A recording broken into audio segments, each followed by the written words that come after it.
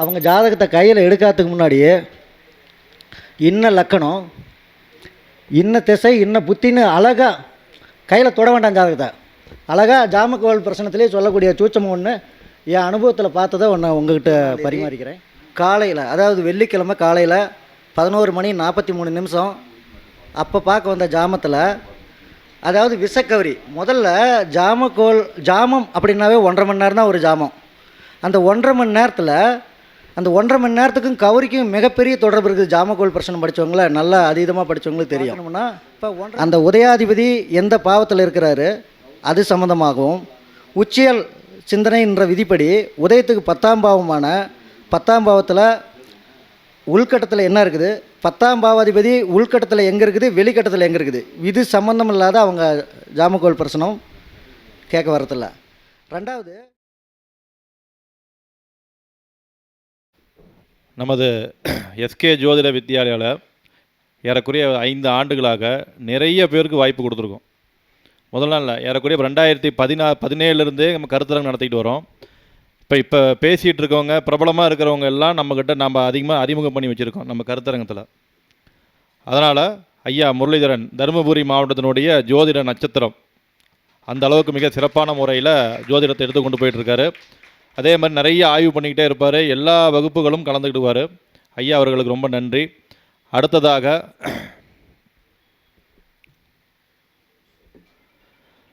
ஜாமக்கோளின் சூட்சமங்கள் என்ற தலைப்பில் சேலம் மாவட்டத்தின் எடப்பாடியின் நட்சத்திரமாக ஜாமக்கோளின் பிருகுநந்தி நாடியில் பெயர் சொல்லும் அளவுக்கு மிக பிரபலமாக சொல்லிக் கொண்டிருக்கக்கூடிய ரவிராஜன் ஐயா அவர்களை சிறப்புரையாற்றுமாறு அன்போடு வருக என்று வரவேற்கின்றேன். ஐயா வாங்கய்யா. கைது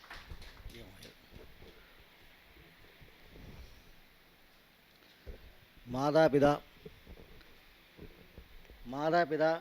என்னுடைய குருநாதர்கள் தெய்வத்துக்கு சமமான என் குருநாதரையும் வணங்கி கொண்டு, இந்த ஜாமக்கோளை பற்றி, இந்த ஜாமக்கோளில் ஜாதகமே இல்லாத, அதாவது பார்த்துட்டா என்கிட்ட பெரும்பாலும் ஜாதகம் பார்க்க வரும்போது சும்மா ஜாதகமே பார்க்க தேவையில்ல, அப்படி டேபிள் மேலே வச்சுட்டா அவங்க லக்கணத்தை கடை, அவங்களுக்கு என்ன திசை என்ன புத்தி நடக்குதுங்கிறத, எனக்கு மாய்க்கு தான் ரொம்ப என்ன புத்தி நடக்குது அப்படிங்கிறத ஜாதகத்தை கண்ணில் கூட பார்க்காம என்னத்துக்கு வந்திருக்கிறாங்க, அவங்களுக்கு என்ன நடக்க போகுது எல்லாமே சொல்லக்கூடிய அற்புதமான மாயாஜாலம்தான் ஜாமக்கோள் பிரச்சனம். இப்போ ஓடுற நேரத்தை, இப்போ ஓடிட்டு இருக்கும்போது என்ன ஜாமம் ஓடிட்டு இருக்குது, அந்த ஜாமம் உச்சஜாமம். அதாவது ஒரு கிரகம் உச்சஜாமத்தில், ஒரு இப்போ உதாரணத்துக்கு குரு நீச ஜாமத்தில் ஒருத்தர் வராங்கன்னு வச்சுக்கோங்க, ஒரு பெற்றோர்கள் வராங்க. அவங்க எதுக்காக வருவாங்கன்னா, குரு நீச ஜாமம்னா ஒரு புத்திர தோஷமுள்ள ஒரு ஜாமம். இந்த புத்திர தோஷமுள்ள ஜாமத்தில் ஒருத்தர் ஜாதகம் பார்க்க வரும்போது தன் புத்திரர்களை பற்றி வருத்தமான சூழ்நிலையில் வருவாங்க. அது எதுக்காக வருத்தமாக வர்றாங்க அப்படிங்கிறது ஒரு சின்ன உதாரணம் போட்டு நடத்துகிறேங்க. அதேமாரி அவங்க ஜாதகத்தை கையில் எடுக்காததுக்கு முன்னாடியே இன்ன லக்கணம், இன்ன திசை, இன்ன புத்தின்னு அழகாக கையில் தொட வேண்டாம். ஜாதகத்தை அழகாக ஜாமக்கோள் பிரச்சனத்திலே சொல்லக்கூடிய சூச்சம் ஒன்று என் அனுபவத்தில் பார்த்ததை ஒன்று உங்கள்கிட்ட பரிமாறிக்கிறேன். அதை ஒன்று சொல்லிட்டு வரேன்.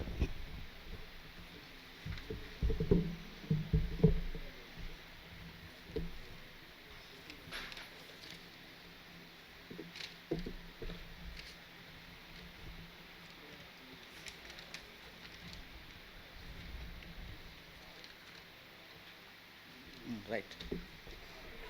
13ஆம் தேதி 8வது மாதம் 2021 காலையில், அதாவது வெள்ளிக்கிழமை காலையில் 11:43 அப்போ பார்க்க வந்த ஜாமத்தில், அதாவது விஷக்கவரி. முதல்ல ஜாமம் அப்படின்னாவே 1.5 மணி நேரம் தான் ஒரு ஜாமம். அந்த 1.5 மணி நேரத்தில், அந்த 1.5 மணி நேரத்துக்கும் கவரிக்கும் மிகப்பெரிய தொடர்பு இருக்குது. ஜாமக்கோள் பிரச்சனை படித்தவங்கள, நல்லா அதீதமாக படித்தவங்களுக்கு தெரியும். இப்போ 1.5 மணி நேரத்துக்கும் கவரிக்கும் என்ன சம்மந்தம்? இந்த கவுரி அப்படின்னா அதுவும் 1.5 மணி நேரம் தான் ஓடும். அப்போ இந்த 1.5 மணி நேரத்தில் ஓடுற அந்த கவுரிக்கும் அதுக்கும் நெருங்கிய தொடர்பு இருக்குது. என் ஆய்வில் கிட்டத்தட்ட நான் 11 வருஷமாக அந்த ஜாமக்கோள் பிரச்சனத்தில் இன்றைக்கி நிறைய மாணவர்களும் என்கிட்ட படிச்சுட்டு போனாலும், இப்போ எங்கள் முரளி ஐயாவும் என்கிட்ட அந்த ஜாமக்கோளும் படிச்சிருக்கிறாரு. உட்காருங்க. இப்போ இந்த 1.5 வருஷத்தில் நான் ஒன்று புதுசாக கண்டுபிடிச்சது என்னென்னா, கவுரி நான் கண்டுபிடிக்கல, ஏற்கனவே இருந்தது. அந்த கவுரியோட சூட்சமம்னா இப்போ இந்த நேரத்தில் என்ன கௌரி ஓடுதுன்னு பார்க்கணும். அந்த கௌரிநாதன் கோச்சாரத்தில் எந்த கட்டத்தில் ஓடிட்டுருக்குது, ஜாமக்கோளில் என்ன ஓடுதோ அது சம்மந்தமான கேள்வி கேட்க வராங்க. சரி, அவங்க என்ன கேள்வி கேட்க வராங்க, நம்மக்கிட்ட கொடுத்துட்டாங்க, என்ன கேள்வி கேட்க வராங்க அப்படின்னு பார்க்கணும்னா, அந்த உதயாதிபதி எந்த பாவத்தில் இருக்கிறாரு அது சம்மந்தமாகவும், உச்சியல் சிந்தனைன்ற விதிப்படி உதயத்துக்கு 10ஆம் பாவமான 10ஆம் பாவத்தில் உள்கட்டத்தில் என்ன இருக்குது, 10ஆம் பாவாதிபதி உள்கட்டத்தில் எங்கே இருக்குது, வெளிக்கட்டத்தில் எங்கே இருக்குது, இது சம்மந்தம் இல்லாத அவங்க ஜாமக்கோள் பிரச்சனம் கேட்க வரதில்ல. ரெண்டாவது, பதில் எப்படி சொல்ல போகிறோம்? இப்போ பதில் வந்து ஜாதகமான பதில் சொல்கிறோமா, பாதகமான பதில் சொல்ல போகிறோமா? சரி, அவன் நல்லது கேட்க வந்திருக்கிறானா கெட்டதை கேட்க வந்துடுறாங்களா, அதை எப்படி கண்டுபிடிக்கிறது?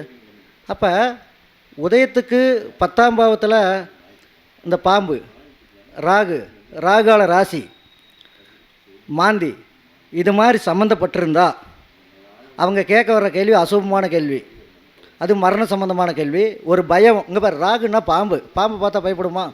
ஒரு பயந்த சூழ்நிலையில் தான் வருவாங்க. எனக்கு இது பயமாக இருக்குது, என்ன பண்ணுறதுன்னு கேட்க வராங்க. அப்போ நம்ம பதில் என்ன சொல்ல போகிறோம்? அப்போ தான் உதயம் ஆருடன் கவிப்பை கவனித்து பதில் சொல்லணும். கடைசியாக கவிப்போடு தான் முடிக்கணும். உதயத்தில் வர்ற கிரகம் என்னவோ அதுதான் அவர் விரும்பினாலும் விரும்பாட்டினாலும் அவங்க அனுபவிக்க போகிறது அதே தான். இது ஒன்று. ரெண்டாவது, சாதகமான பதில் எப்படி சொல்கிறது, பாதகமான பதில் சொல்கிறது எப்படி அப்படின்னு எடுத்துகிட்டு போனால் கிட்டத்தட்ட மணிக்கணக்காகணும். இன்னும் எத்தனையோ பேச்சில் இருக்கிறாங்க. நான் சுருக்கமாக மட்டும் நான் சொல்ல வந்த விஷயத்த முடிச்சிடுறேன். என்கிட்ட ஒரு ஒரு ஒரு பிழை ஏற்படுறது என்னென்னா, எல்லாம் கொண்டாந்து கொட்டுறோம்னு ஒரு ஆவேசம். அப்போ எதுவுமே கொட்ட முடியாது, பலன்னு போயிடுவேன். அப்போ ஏதோ ஒன்று உருப்படியாக கொட்டிட்டு போயிடலாமான்னு இன்றைக்கி தான் முடிவு பண்ணிட்டு வந்திருக்கிறேன். அப்போ அது ஒன்று இது எல்லா மேடையிலையுமே நடந்திருக்குது. அப்படி ஒன்றுன்னா என்னன்னு பார்க்குறேன்.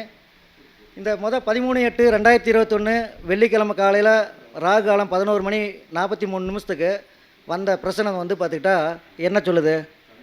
உதயம் வந்து மகர உதயம். உதயம் வந்து 7 பாகை. அடுத்து உள்கட்டத்தில் சனி பகவான் வக்கரத்தில் இருக்கிறாரு, அது 15 பாகை. ஜாமக்குரு வந்து நேசத்தில் இருக்கிறாரு, அது 278 பாகை. ஒரு பாகை உதயத்தை வந்து ஒரு பாகை தான் தொட போகிறாரு. அப்போ குரு பகவான் நேசஜாமம். குரு பகவான் நேசஜாமத்தில் வந்தால் என்ன பண்ணோம்னா, தன் புத்தர்களை நினச்சி வருத்தமான சூழ்நிலையில் தான் வருவாங்க. அப்படி பார்க்கும்போது உதயம் ஆருடம் கவிப்பை பார்க்கணும். அப்படி பார்க்கும்போது இந்த ஆருடம் அந்த உதயத்துக்கு 12ஆம் இடத்துல சுக்கிரனோட சேர்ந்துருக்குது. ரெண்டாவது கவிப்புன்னு பார்க்கும்போது ரிஷபத்தில் உள்ள ராகு, அதாவது கோச்சார ராகு ரிஷபத்தில் ஓடிட்டு இருக்கும்போது ராகு மேலே கவிப்பு. பாம்பு அப்படின்னு சொல்லுவோம் பார்த்தீங்களா, ஜாம பாம்பு, அதே கவிப்பு மேலே தான் ஓடிக்குது, 2 பாம்பு. அப்போ இந்த பாம்பு ராகால ராசி கவிப்பில் மாட்டிக்கிச்சுன்னா ஈடுகட்ட முடியாத இழப்பை மட்டும்தான் நினைப்பாங்க. அந்த பாயிண்ட் சொல்லி பாருங்கள், இது எதுக்கு ஈடுகட்ட முடியாதுன்னு நம்ம சொல்லிக்கலாம். அப்போ தன் மகன் 5ஆம் பாவத்தில், ராகுன்னா 3, கேதுன்னா 5 அப்படிங்கிற ஒரு பாயிண்ட் ஒன்று வச்சுருக்கிறேன். அந்த பையன் வந்து 12ஆவது படிக்கும்போது நான் வந்து நான் பேசினது என்னென்னா, பையன் என்ன படிப்பை விட்டுட்டு வெளியில் போயிட்டானா, பையனுக்கு வந்து சனி மகாதசையில் ராகுபுத்தி நடந்துகிட்ருக்குது, அந்த பையன் வந்து மீன லக்கணம் அப்படின்னு அவரும் ஜாதகம் தெரிஞ்சவங்க வராங்க. இதே நாங்கள் ஜாதகத்தை கொடுக்கவே இல்லை. அப்போ தொலை வராங்க, ஏதாவது மைக்கு வச்சுருக்கிறீங்களா அப்படிங்கிறாங்க. ஏன்னா கிராமத்தில் பெரும்பாலும் அதுதானே கேட்குறாங்க. அது அப்படி இல்லை, நான் எப்படி எடுத்தங்கிறத அந்த சூட்சமத்தை அன்றைக்கி சொல்கிறேன். இந்த மகர உதயம் இருக்குது பார்த்தீங்களா, அந்த இடத்துல உதயத்தை நோக்கி முதல்ல என்ன கிரகம் வருதுன்னு பார்க்கணும். அப்போ ஜாமக்குரு வராரா, அப்போ குருவோட வீடு லக்கணமாக விழுவும். சரி, அந்த இடத்துல சனி பகவான் உள்கட்டத்தில் சனி பகவான் சந்திக்கிறாரா, அப்போ குருவோட வீடு சனி பகவானோட நட்சத்திரம் எந்த வீடு, மீன வீடு. அப்போ தான் மீன லக்கணம்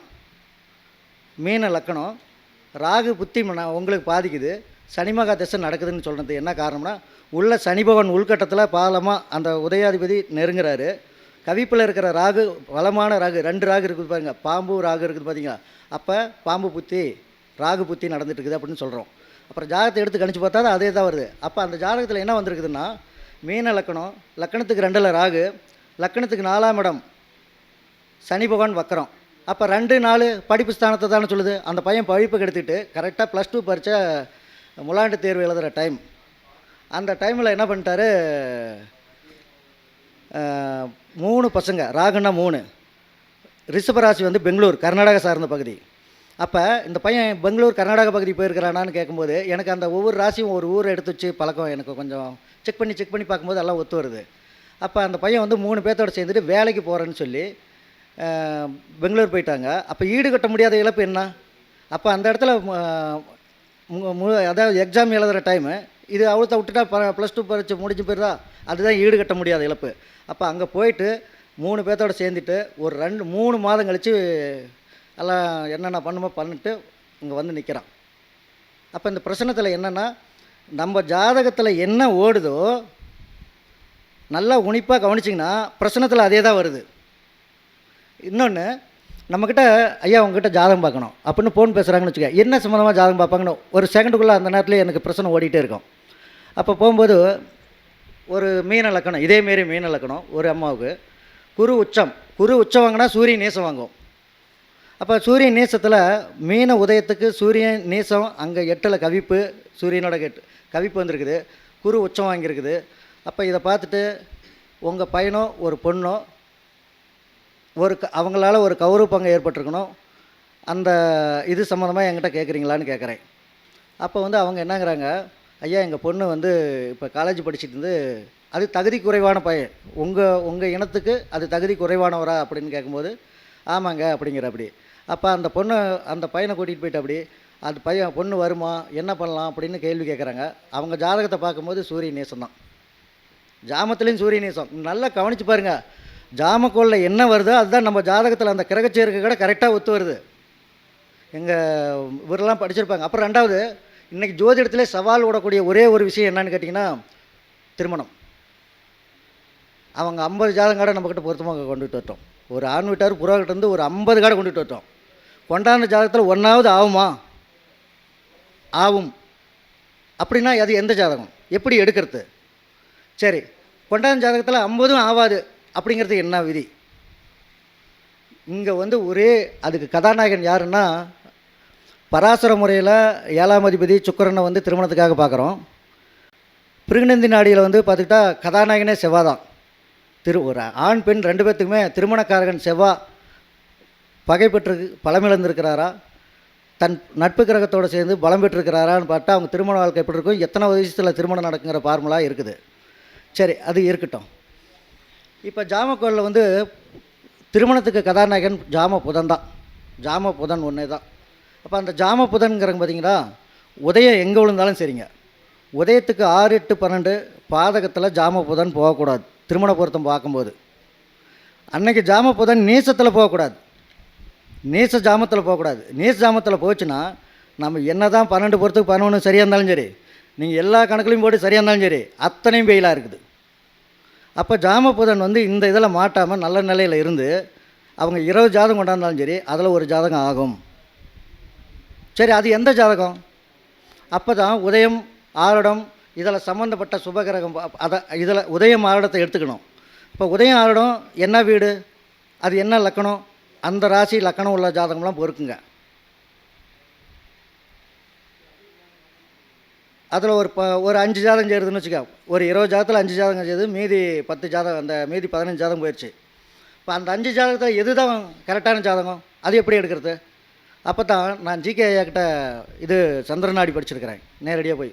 அப்போ அந்த சந்திரநாடி என்ன சொல்லுதுன்னா, அன்னைக்கு போகிற சந்திரன் அவங்க ஜாதகத்தில் ராகு, அப்போ அந்த 5 ஜாதகம் எடுத்துருக்கிற பார்த்தீங்களா, ராகு கேது மாந்தி பாதக வீடு இதில் போய் தொட்டுச்சுன்னா அந்த ஜாதகத்தை அத்தனையுமே மைனஸ் பண்ணிடுங்க. அதில் ஒரே ஒரு ஜாதகம் அந்த 7ஆம் அதிபதி அந்த சுபகிரகத்தை தொடர போது சந்திரன் தொடர ஜாதகத்தை மட்டும் எடுத்து வைங்க. இந்த ஜாதகத்துக்கு அதுக்கு எப்படி ஒத்து வரணும் மீதி நீங்கள் கணக்கு போட்டு பாருங்கள். அதுதான் இன்றைக்கி வாழ்க்கையில் ஜெயிச்சிட்டு இருக்குது.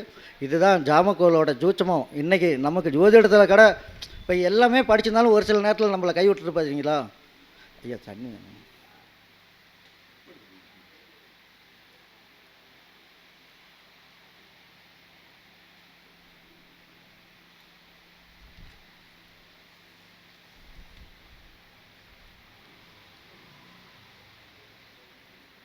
என்ன தான் நம்ம ஜாதகத்தில் வந்து பொருத்தம் பார்த்துருந்தாலும் இல்லை ஜாதகமே எது பார்த்தாலும் சரி ஒரு சில டைமில் கை கொடுத்து பார்த்தீங்களா.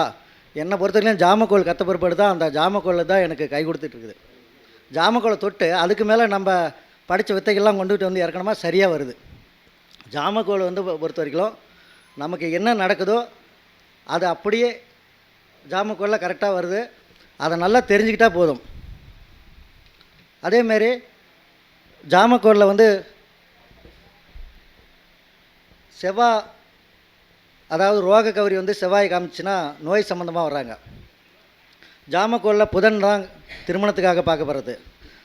அதேமாதிரி குருபகவான் வந்து உச்சசாமமாக வருதா, சூரியன் நேசசாமமாக வருதா, எந்த கிரகம் உச்சம், எந்த கிரகம் நேசசாமம், அந்த நேசசாமமாக வர்ற கேள்விகள்லாம் என்ன. இப்போ சூரியன் நேசமாக வருதுன்னு வச்சுக்கோங்க, அரசாங்கம், தந்தை சார்ந்தது, ஒரு நிர்வாகம், தலைமை, இதில் எது கேட்டாலும் சரி, சூரியன் கார்த்தவம் சம்மந்தமாக எது கேள்வி கேட்டாலும் உதய ஆடம் அத்தனையுமே நீங்கள் பார்க்க தவறுனா கூட அது வந்து தவறாக தான் வருது. அதாவது அது வந்து பாதிப்பாக தான் வருது. எந்த கிரகம் உச்சமாக வருதோ அது சம்மந்தமாக ஆனால் கேள்வி கேட்கும்போது சிறப்பாக வருது. ஆனால் அது கவிப்பில் மாட்டக்கூடாது. கவிப்பில் மாட்டுச்சுன்னா அங்கே ஒரு விஷயத்தை சொல்லுது, அது என்ன விஷயம் அப்படிங்கிறத கவனிக்கணும். இந்த மாதிரி ஜாமக்கோளில் வந்து உச்ச நேசத்தை வந்து சொல்லணும்னா ஏகப்பட்ட விதிகள் இருக்குது. ரெண்டாவது ரொம்ப ரொம்ப ரொம்ப ரொம்ப ரொம்ப ஈஸியானது ஜாமக்கோள். என்னை பொறுத்த வரைக்கும் ஜாமக்கோள் தான் சிறப்பாக ஜோதிடத்துக்கு ரொம்ப, அதாவது ஊன்றுகோலாக கை கொடுத்துட்டு வருது. இந்த மாதிரி நீங்கள் பார்க்கலாம். ஜாமக்கோளில் ஒருத்தருக்கு நடக்கிற திசா புத்தி லக்கணம் எல்லாமே கண்ணை மூடிட்டு சொல்லலாம். இதில் இன்னொன்று, இன்றைக்கி என்ன கிழமை ஜாமக்கோள் பார்க்குறோமோ அந்த கிழமைநாதன் என்ன நட்சத்திரத்தில் போகிறாரோ அந்த நட்சத்திரம் அவங்க குடும்பத்தில் இருக்கிற ஒரு நட்சத்திரக்காரராக வர்றாங்க. அதை கொஞ்சம் கவனிச்சிட்டே வாங்க, நிறைய விஷயம் தெரியும். இதோட என்னுடைய சொற்பொழிவை அடுத்த இதெல்லாம் மீட்டிங்கில் தொடரும். இன்னும் இருக்கிற நண்பர்களுக்கு வாய்ப்பு கொடுத்து என் நன்றி, விடைபெறுகிறேன். ஒரு நல்ல செய்தி. ஜோதிடத்தில் நிறைய முறைகள் உண்டு, ஏகப்பட்ட முறைகள் உண்டு. பிரசன்ன முறைகளிலிருந்து நிறைய முறைகள் உண்டு. இந்த ஜோதிடத்தில் தமிழ்நாட்டில் ரொம்ப பிரபலமாக இருந்தவர் வந்து ஜோதிடக்கடல் வைத்தியநாதன், திருச்சியில் தலைநகரில் இருந்தார் ரொம்ப காலத்துக்கு முன்னே. அவர் வந்து அதுக்கு முன்னே ஜோதிடத்தில் வந்து யாருமே ஜாமக்கோள் வெளி வராத காலகட்டத்தில், அந்த காலத்தில் வெறும் ஜாமக்கோள் மட்டும்தான் பார்த்துக்கூடிய ஒரு பிரச்சனை இருந்தது. ஜோதிடத்தில் தாண்டி இருக்கிற விஷயம் தான் அது. ஆனால் அது எல்லாமே ஜோதிடத்தோட உள்பிரிவு தான். இப்போ சமீப காலத்தில் வந்து ஐயா பேர் என்னங்க? என் பேர் ரவிராஜன், எடப்பாடி ரவிராஜன் ஐயா அவர்களை வந்து அந்த சாமக்கோள் பிரச்சனை பற்றி ஒரு தெளிவாக ஒரு சில விஷயங்களேன்னு சொன்னார். ஏன்னா வர்றபோது அவனுக்கு கேள்வி என்ன எதுக்காக வந்திருக்காங்கன்னு சொல்லும்போது அவங்களை ஆச்சரியப்படக்கூடிய விஷயம் அப்படிங்கிறத சொன்னார். அவரை வாழ்த்தி இன்னும் சீரும் சிறப்புமாக ஜோதிடம் சொல்லி பேருடன் புகழுடன் வளரும்னு சொல்லி வாழ்த்தி அவருக்கு இந்த பொன்னாடை அணிவிக்கிறேன். நன்றி, வணக்கம். ஐயா வணக்கம். இன்னொன்று ஒரு விஷயம் மறந்துட்டேன், ஒரு 2 நிமிஷம் மட்டும் அதை திரும்பி பேசிக்கிறேன். இப்போ ஐபிஎல், அதாவது இனிமேல் ஐபிஎல் மேட்ச் வரப்போகுது. அந்த ஐபிஎல் மேட்ச்சில் நான் விளையாட போகிறேன் ஜாமக்கோளில். போன ஒரு வருஷம் விளையாடி பார்த்தேன், எல்லா மேட்ச்லேயும் நான் ஜெயிச்சிட்டேன். அதில் வந்து இது என்ன ஜெயிக்கும், இப்போ மொதல் பேட்டிங் பண்ணுற அணி ஜெயிக்கும், 2வது பேட்டிங் பண்ணுற அணி தோக்கும். அதேமாதிரி அடுத்த முயற்சி என்ன, என்னுடைய அடுத்த முயற்சி, இப்போ ஒரு 10 மேட்ச் மட்டும் விளையாடிட்டு அடுத்த முயற்சி என்ன பண்ண போகிறேன்னா, எத்தனை ரன் அடிப்பாங்க, எத்தனை விக்கெட்டு விழுவும், மொதல் டேஸ் யார் ஜெயிப்பாங்க, முன்கூட்டி எப்படி அந்த டைம் வச்சு நான் போடுறது, அதை கொஞ்சம் இது பண்ணிட்டுருக்கிறேன். இப்போ சமீபத்தில் பாகிஸ்தானும் இந்தியாவும் விளையாடும்போது நான் போட்டு உங்களுக்கு குரூப்பில் கூட அனுப்பிச்சுட்ருப்பேன். இது யார் ஜெயிப்பாங்கன்னு எங்கள் மாணவர் கையில் விட்டேன். ஒரு 2-3 பேர் ஃபெயில் ஆகிறாங்க, மீதி எல்லாமே ஆட்டத்தில் ஜெயித்தாங்க. அதாவது என்னோடய விதி பிறகு உதயத்தை நோக்கி சந்திரன் வந்தால் எந்த கேள்வி கேட்டாலும் அதுதான் வெற்றி பெறும். அப்போ துலா உதயம், ஐயா 2 நிமிஷம் தான் பேசிட்டோமா, முடிச்சு. இப்போ துலா உதயம், உதயத்துக்கு 10ல் கவிப்பு, சந்திரன் வீடு கவிப்பு ஸ்தானாதிபதி உதயத்தை நோக்கி வராரு. என்றைக்குமே உதயத்தை நோக்கி சந்திரன் வந்தால் அதுதான் வெற்றி பெறும் அப்படிங்கிற விதி. அப்போ பேட்டிங் வந்து ஃபஸ்ட்டு பேட்டிங் வந்து பாகிஸ்தான் தான் பேட்டிங் பண்ணுறாங்க. அப்போ ஒரு சில மாணவர்கள் வந்து உதயத்தை நோக்கி சந்திரன் வருவதால் பாகிஸ்தான் தான் ஜெயிக்கும் அப்படின்னாங்க. அவத்தில் அந்த இடத்துல நான் என்ன பண்ணேன், ஒரு பதிவு, கவிப்பு ஸ்தானாதிபதி சந்திரன் அப்படின்னு ஒரு ஃபிட்டு போட்டு விட்டேன். ஜெயிக்கிறமா அதான். அப்போ கவிப்பு ஸ்தானாதிபதி எந்த கிரகத்தை போய் தொடுதோ அது தோக்கும். அப்போ அந்த விதி பாகிஸ்தான் ஃபஸ்ட்டு பேட்டிங் பண்ணிங்க தோற்று போயிட்டாங்களா, 2வது பேட்டிங் பண்ணுவாங்க, 7ஆம் இடத்தை தான் பார்க்கணும். இதுக்காக நீங்கள் சொன்ன வைத்தியநாதன் ஐயா கொடுத்த ஃபார்முலாவிலேருந்து எடுத்தது தான். அவர்கிட்ட இருந்து நான் நிறைய விஷயம் எடுத்துக்கிட்டேன். 2வது, நியூசிலாந்தும் இந்தியாவும் விளையாடும்போது அதே துலா உதயம் தான், அதே ஞாயிற்றுக்கிழமை தான் விளையாடுது. அப்போயே அதே சந்திரன் தான் உதயத்தில் இருக்குது. அப்போ புதன் பேட்டிங் பண்ணது நம்ம இந்தியா தான், ஏன் தோத்துச்சு? அப்போ ஜாமக்கோள் தப்பா? ஜாமக்கோள் ரைட். எப்படின்னு கேட்டால் இங்கே பாருங்கள், இதில் ஒரு சின்ன விதி. அந்த உதயம், அந்த சந்திரனை வந்து உதயத்தை தாண்டிய அதாவது புதனை தாண்டிய உதயம், சந்திரன் போதில்லை உதயத்தில், அந்த சந்திரனை தாண்டிய உதய புள்ளி.